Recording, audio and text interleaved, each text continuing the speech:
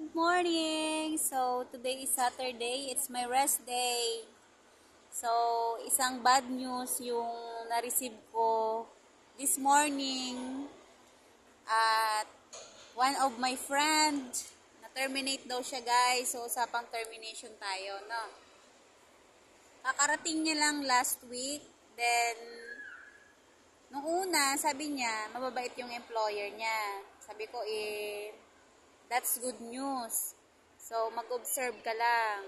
Then, this morning, bad news. So, nag-text siya sa akin na binalik daw siya ng kanyang employer doon sa kanyang agency. So sad, guys. Pero, totoong nangyayari po yan dito sa Hong Kong. So, marami tayong mga kababayan na naka-experience ng termination.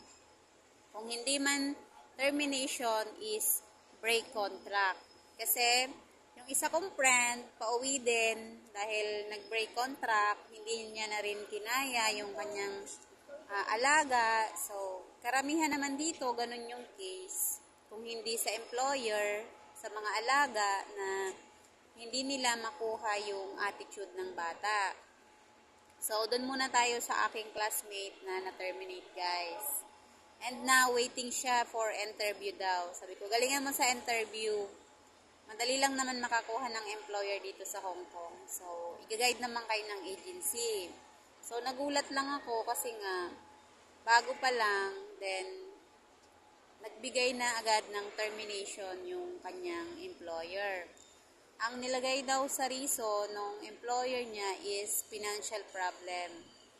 And then, si Lola na yung mag-aalaga ng bata. Kasi may newborn siya eh. So, sayang kasi newborn lang sana, tsaka yung mag-asawa. Kasi mas magandang mag-umpisa ka sa newborn compared doon sa may mga may edad na. Kasi, alam nyo naman, matigas na ulo niyan. So, mahirap nang makuha ang loob.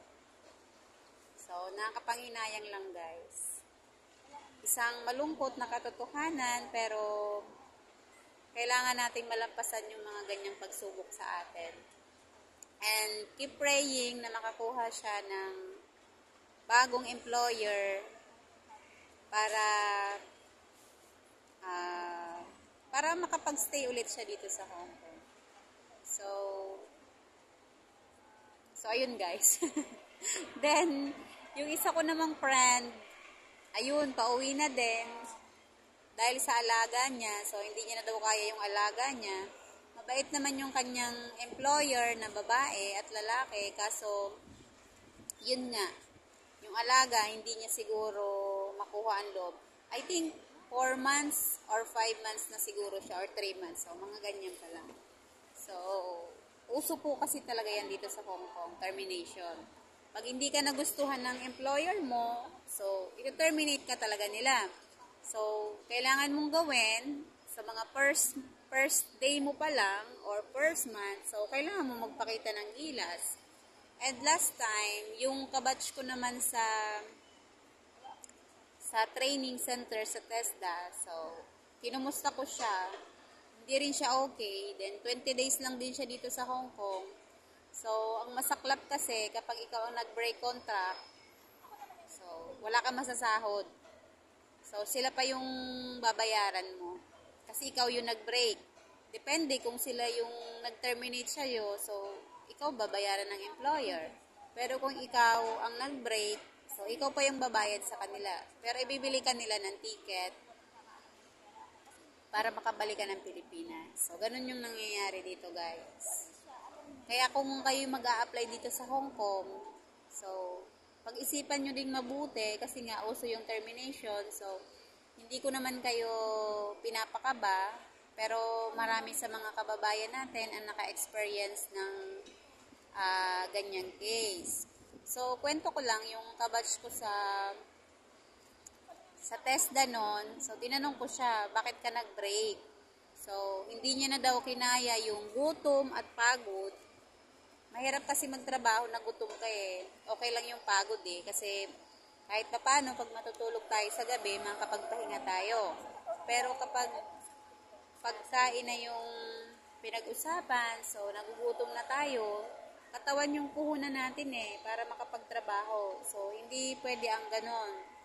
Yung iba naman dito, bumibili sila ng sarili nilang pagkain. So, kulang na kulang sa pagkain.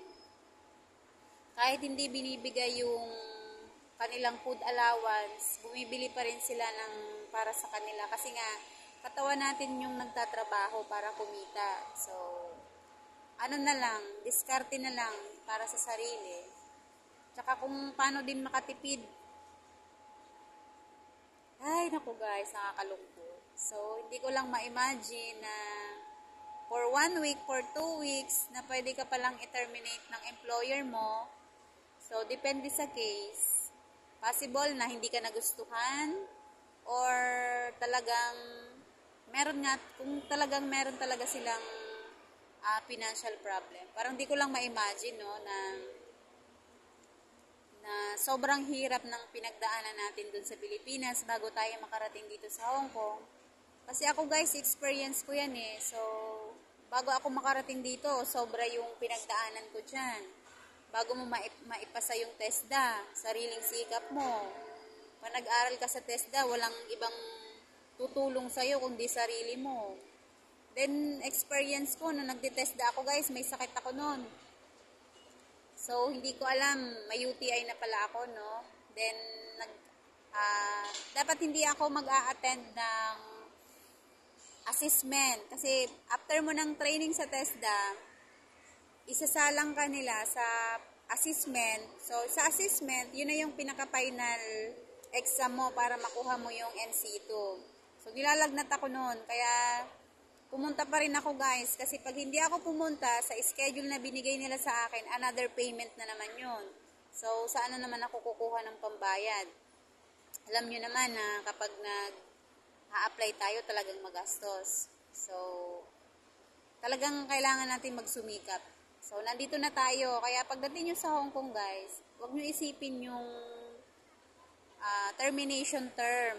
Isipin nyo na lang na pagdating nyo dito, magtatrabaho ako ng maayos, lalo na sa first month, kasi dyan sila nag-o-observe At isipin mo na hindi ka magbe-break contract dahil sa mga pinagdaanan mong paghihirap dyan sa atin, yung mga gastos natin. So, iba-ibang case. Yung iba talaga, hindi na mapigilan kasi buwis buhay. Kagaya ng ginugutom ka.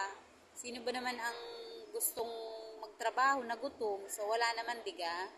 Kaya, bago mag-apply dito guys, pag-isipan nyo mabuti. Kasi uso nga yung termination at break contract dito. Kaya, pray-pray lang palagi. Kasi one time, meron akong sinalihang group. Nag-post ako doon. Meron silang mga post na about termination, mga break contract. Pero ako, nag-leave ako doon guys. Kasi bilang first timer dito sa Hong Kong, ayaw ko makabasa ng mga negative comment.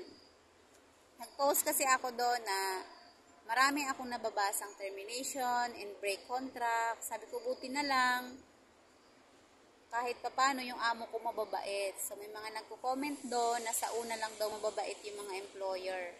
At pagdating daw ng mga susunod, so magiging worse na. Kaya nag-leave ako, ayaw ko ng mga ganong comment na parang nagiging nega. So, ang ginawa ko, alis ako sa group na yon and then, pray lang ako ng pray. So, yun lang yung magiging sandata natin dito. Pray talaga. Kailangan natin lumapit kay Lord, kay Heavenly Father, na kailangan nating malampasan yung buhay natin dito sa Hong Kong. So, ganun na lang.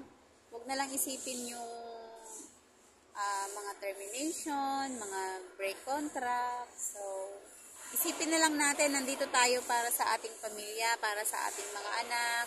So, yun yung nagiging ko guys.